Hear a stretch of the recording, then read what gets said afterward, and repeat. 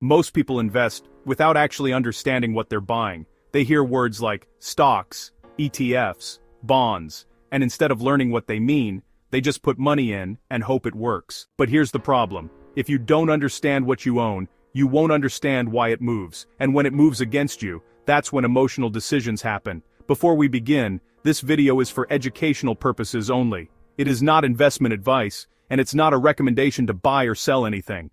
The goal here is simple. Clarity. So, what is a stock? Imagine a company is like a pizza.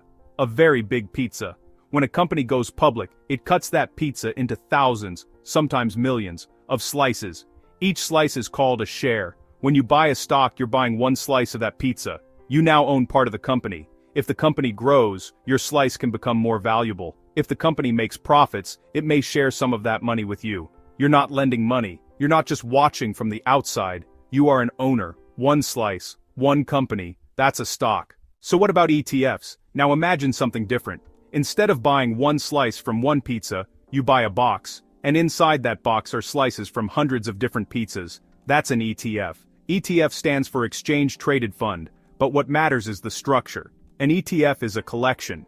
When you buy one share, you instantly own small pieces of many companies at once, not one business, hundreds. If one pizza burns, the others are still there. That's called diversification. One purchase, many companies. Simple, but powerful.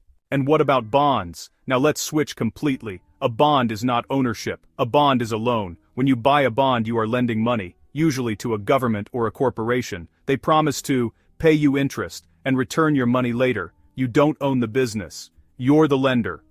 Ownership and lending are fundamentally different, and that difference matters. So, what's the real difference between all three? Let's make it extremely clear. With stocks, you own one company. With ETFs, you own many companies at once. With bonds, you lend money. Ownership, diversified ownership, lending, that's the foundation. Now that you understand what they are, let's talk about how they behave. If you own one slice of one pizza, everything depends on that one company. If it grows fast, your investment can grow fast. If it struggles, you feel it immediately.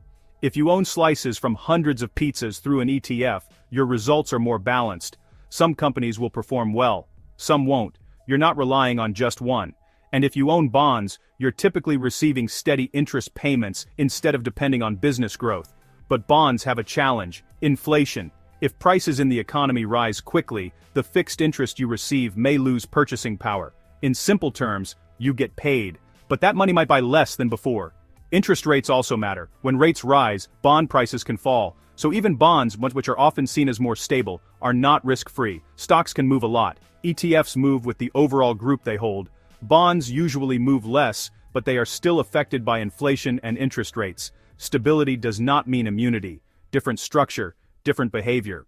Over long periods of time, stocks have historically provided strong growth. Broad market ETFs have helped many investors build wealth steadily over decades. Bonds have often provided stability during uncertain periods. No single investment wins every year. That's why many investors combine them, not because one is perfect, but because they behave differently. Investing isn't complicated when you understand the structure. Stocks give you ownership, ETFs give you diversified ownership, bonds give you lending and typically more stability, but not zero risk. You don't need complexity, you need clarity. Once you understand what you own, you make calmer decisions. And calm decisions are what build wealth over time. If this video helped make things clearer, subscribe to Clear Path Wealth, and let me know in the comments which one was the most confusing before watching this. Thanks for watching.